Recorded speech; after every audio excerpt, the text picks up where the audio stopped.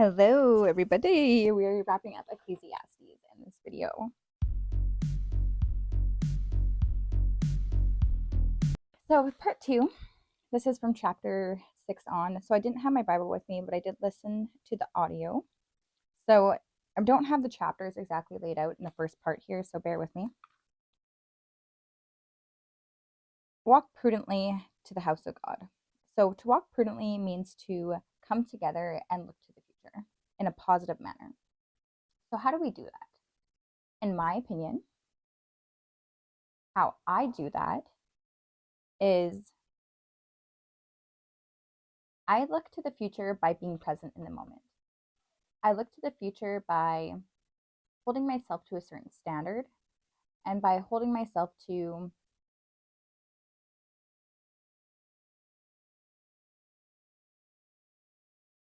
a way of being humble, being loving unconditionally, being respectful and honoring myself, but that doesn't mean I have to dishonor others or be rude to others.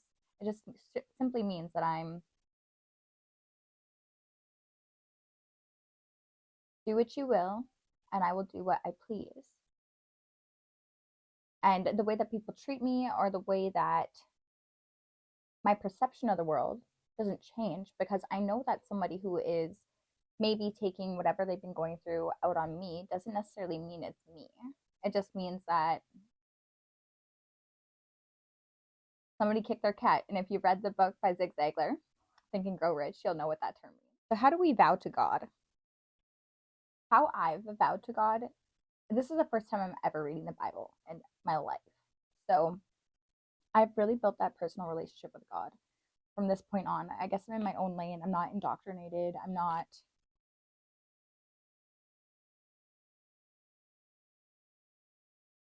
don't have the fear of God because I've allowed God to show me my path and my intentions. So immediately, as soon as I do something that I know is out of context, I am instantly repenting and I ask for forgiveness because it doesn't feel right in my heart, and that guilt that I feel inside of me, I know I instantly have that guilt or that shame inside me, and I'm like, oh, okay, no, I need to repent right now. I need to ask for forgiveness because I've steered off my path here. Vowing to God is allowing Him to show you your intentions through question. So if you're praying for something and it's not showing up in your life, change the way you're asking the question until it works. Because this is how God shows you what true intention and true pure intentions are. Because that's the only way that to have that banter or to have that personal relationship built, because it's give and take, it's trial and error, right? God's not going to shame you for trial and error, but as long as you're trying to get back into alignment and get your intentions back on the right track, that's all God ever asks. But He will show you when you're in a way that is, when you're asking in a way that is not from a righteous heart, God will show you that because of certain things that manifest in your life. Okay? And when you do ask in the right way and your intentions are in the right place, because He knows your intentions, He can feel your energy, that's how you know you're on the right track. So here in part of the Ecclesiastes says, do not question government officials. There is officials who watch over them. That is so wrong, because what if those officials that are above him are more corrupt than the person who is the government official you're speaking to? And that's where we're at right now in society. And call me a conspiracy theorist, whatever you want to say, but no, it is what it is. And you all know it. You can feel it in your heart. Don't ask me, ask God.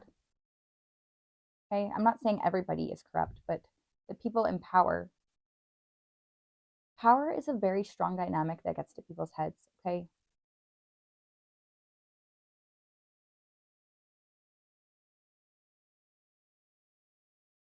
I mean, you're weighing the scales of like, okay, well, if we do this or we do that. There is something that I was reading, I'm going to include it in this video, where I took a screenshot of it, and it says, nothing is wrong within the means of someone being unaware. And it's on the government, I think it's something to do in the criminal code. And awareness. How are we supposed to be aware of all the things that go on in government when they aren't open about it? They're not open about it. And let alone, who has the time to sit there and listen in and know all the terminology that they're speaking of? We all have to work. We all have to make a living every day. So who has the time? They've made it literally impossible. Yeah, sure it's an open government, but who has the time to listen to that? Who has, and you need special education. Maybe some of us didn't take that education. Is that our fault? No, that's not our fault. We are trying to live our lives and sustain ourselves and our families. This is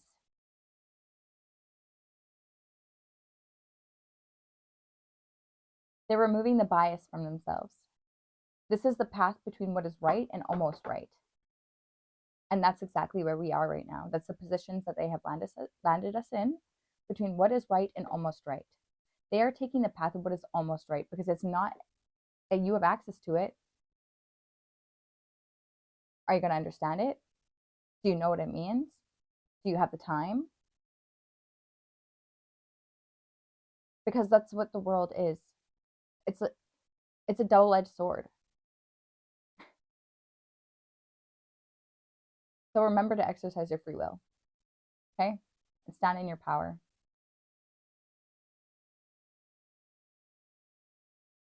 Heritage is the blessings throughout his life. So I disagree with this because in today's world, the blessings that you get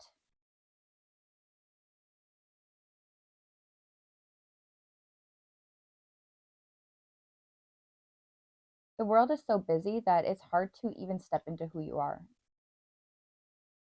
It's hard to let your foundation crumble because we don't have a society that is allowing a person to sustain being able to do that. For me to find who I am, I had to be literally okay with having nothing at all, and going out on a whim and living day to day. And I had to be okay with that. I learned to be comfortable in the chaos and know that everything was going to be okay because I let God guide my steps.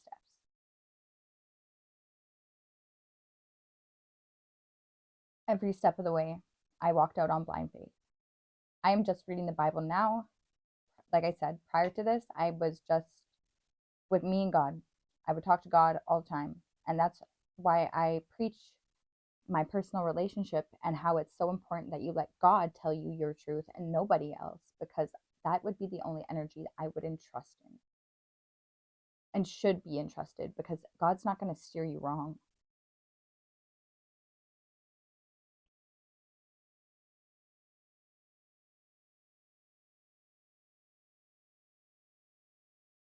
So, signs of the eyes wandering for desire. Sadness is better than laughter. Wisdom, life defense. Money, defense, no life. So, wisdom is life fulfilling. Wisdom is that inner fire that burns in your heart. Okay, that's wisdom in your heart. That's something that can't be put out.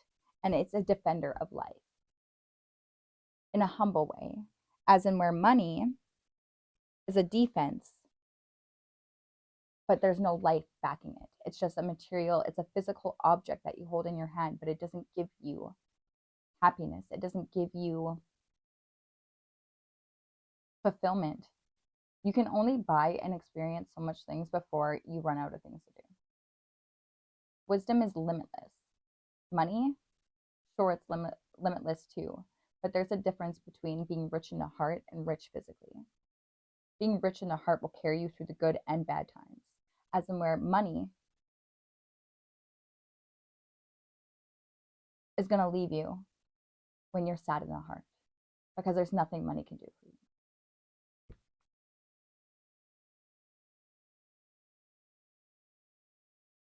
It just distracts you or gives you like a coping mechanism to distract you from the sadness.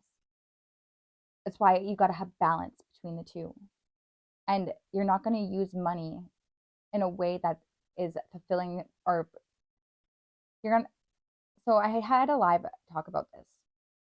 Money is just a physical object, but your emotional surety and your internal, your character will be what defines what you do with that money. Enriching the whole or enriching the self are two different things. Because when being too wise will shorten your days. You know what? If that is the case, which I don't think it is, okay? Being too wise, I would much rather live a life to my fullest than to live a life half-assed. And I'll say that again. If my days are to be shortened from wisdom, well, then I wouldn't want it any other way. Because if I have something to say that could change someone's life, and I can transfer that wisdom to somebody else and they can create that own meaning, that's the legacy I pass on. And I will do that till the day I die. Because what I have to say, I don't want to keep it to myself. I want people to hold that so that they can affect their 10% and that 10% can affect their 10%. Wisdom is a transference of energy. It's synergy. It's supposed to be shared. It's not meant to be sold. Understanding wisdom and instruction. If one thing worked for me and I explain it in a way that hits, if it hits you, you're still going to make it your own unique way. It's still unique to you. And then the way that you reach people will be that 10% that you could only reach.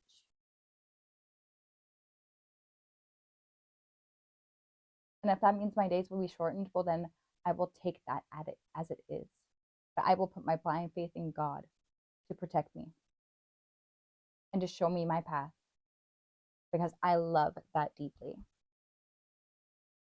And I have faith in humanity. I don't want my name to be remembered. I want my words to be remembered. The peace that I have in my heart, no matter what I go through, the destruction, the chaos, my whole life could be falling apart around me. And I'm still good, because ultimately I have me. I have that relationship with God inside my heart and that burning fire that I will make it through. And no one can take that from me.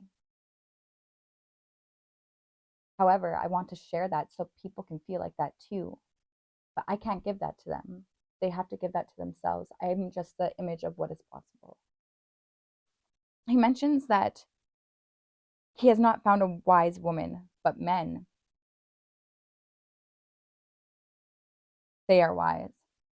Just because you have not found a wise woman in Ecclesiastes, this preacher, does not mean that there is none. And let's also think back into the times. This time I will say, yes, we can talk about the times here. Suppression. Women were suppressed.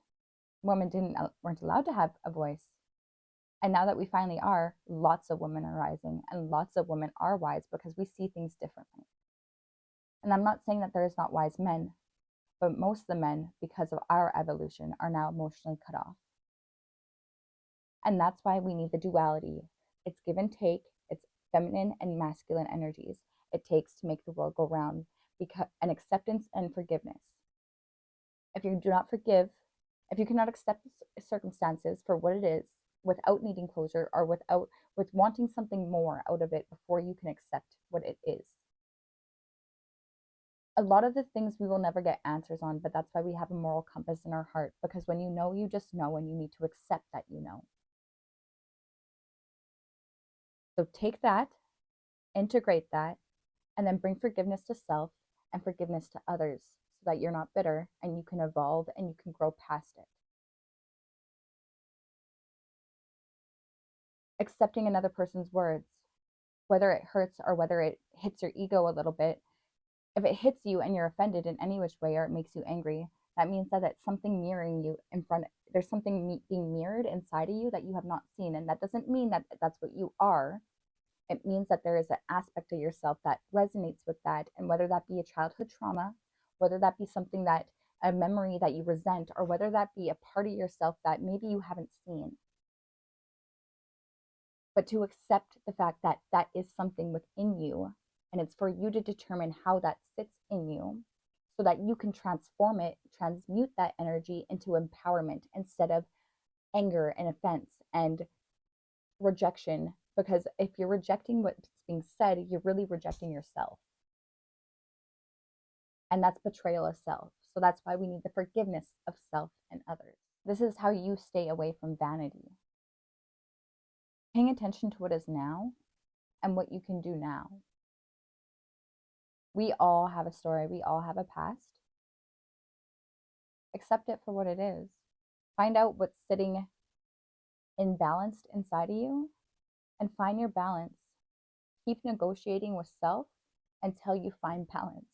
Negotiating with self is going to be hard left and hard right and all in between until you come to like an agreement. And that's the spectrum that we are meant to pay attention to in the now. The spectrum is definitely necessary. And that's why I write, because writing gets it out raw and real. And if it's still not sitting well, I take out what I will write it all out as it comes. And then I reread it over and I organize my thoughts. Because a lot of times when we're emotional, our thoughts are very scattered, and the answers that we're seeking, we may have wrote the question up here and the answer we seek is actually all the way down here in our writing. So organize the thoughts and piece it back together and rewrite it and reread it. Because we answer our own questions. In the mind, it's a little bit scrambled, but that's God speaking through with us in our mind, because we just need to organize and consolidate the whole thought to find our peace. Firm believer, do you consider others? And I truly do believe in duality, so I think you should. I think you should consider others, so much so until you are well equipped with what it means to be taken advantage of, what it feels like to be taken advantage of. Because for where we're at right now, you can't just be like, oh, I'm just going to do this. Like, no, there's discernment. You want to be able to help people in their receiving season. Know the difference between receiving and giving seasons, because if it's a giving season or a taking season, they're just going to take whatever's being given without appreciation. But when it's in a receiving season, which can last a minute, an hour, a day, a week, a month, it's sporadic. It's not something that's going to happen consistently. We give in those receiving seasons, whether it be wisdom, whether it be a meal, whether it be clothing, whether it be someone to listen to them, but to find inner peace at the end of listening, a conclusion, whether it can be received in that moment in its wholeness. In a receiving season, if you say something, a hard truth, that's going to stick with them. It's going to replay in their mind until they find their inner peace. We don't want to do that in a taking season. In a taking season, they're just going to agree and be like, yep, to get whatever they want. We don't want to do that. We're hurting them more. So wisdom is a better weapon than war. 100% it is. Because like I said in my other videos, we have super advanced technology, yet we lack the super advanced communication skills to use that super advanced technology. And we are still seeing that with the wars that is all around us. We have hit a roadblock in our evolution. One part of us is going up, the technology, but our humanity is not raising to meet that technology where it's at.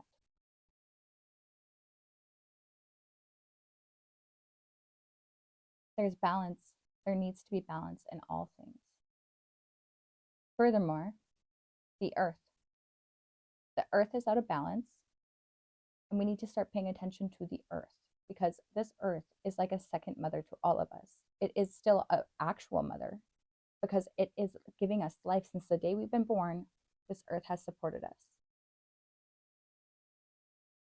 So we aren't born with just one mother. We are born with two mothers, our biological and this earth, which is a nurturer, a provider. And anytime that you think that you've been so done wrong, okay, just how to coping or a problem solving, a internal conflict resolution skill that I use is I sit down and I think about what the earth has endured. And it gives me the perception and the perspective that I need to remember my troubles are small. Yes, they're still valid, But for me to give it as much emotional energy that I am, it allows me to take my power back and to sit with it and remember I am just one person. This planet holds all of us. So, this planet, anything that we experience that someone does wrong to us, so does this planet. Because this planet loves us like our mothers do. Or if your mother didn't, this planet does love you how your mother should have. Chapter 10, verse 14.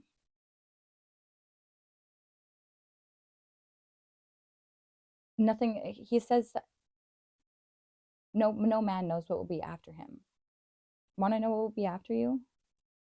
What you share, the knowledge that you share, and the intentions that you pass through your words with it.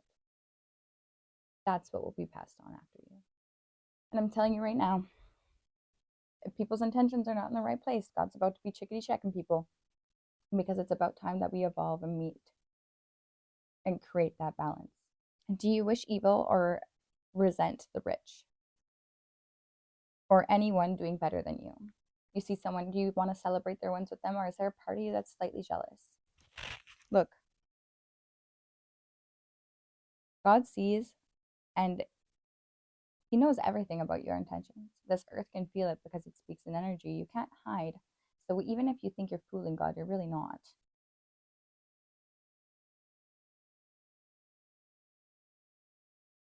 When you level up, God will show you exactly what happens when you are resentful or you don't want to celebrate another person's wins, because you reap what you sow.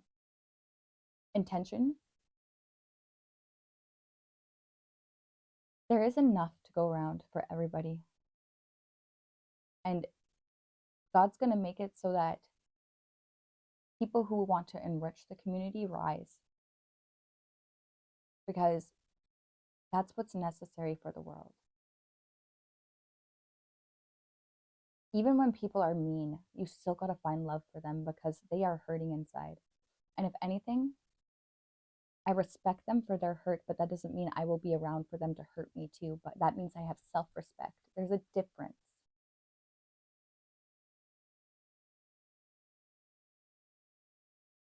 Having self-respect makes you a good person. Being respectful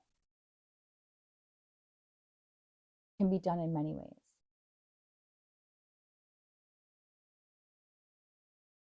So he said, put at chapter 11, verses 10, where is your, put away your sorrows. No. Okay, hold up. Where is your heart at? Sorrow and excessive is vanity because it leads to victim syndrome. Sorrow, when felt and released, sorrow when felt and used as a way to empower the self is vital to having a humble perspective and to see your power through humility. And if you can't see your power through humility, then you're going to be a control freak. Then you're going to use authority and exert your power and your authority over another person against their own will. That's why we need to see our power through humility so that we don't become that.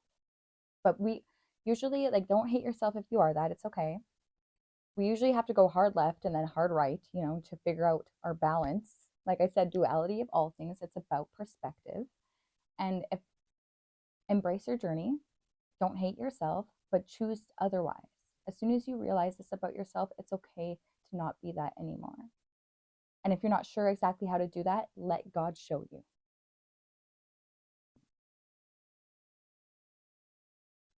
In my opinion, the only thing that is vanity is what your intentions are. Who is to show you your intentions? God. Only God is to be trusted along your epiphanies, your emotions, and the pattern recognition, as that isn't brought into consciousness through just you. It is brought through God, and that's how you and God build your personal relationship.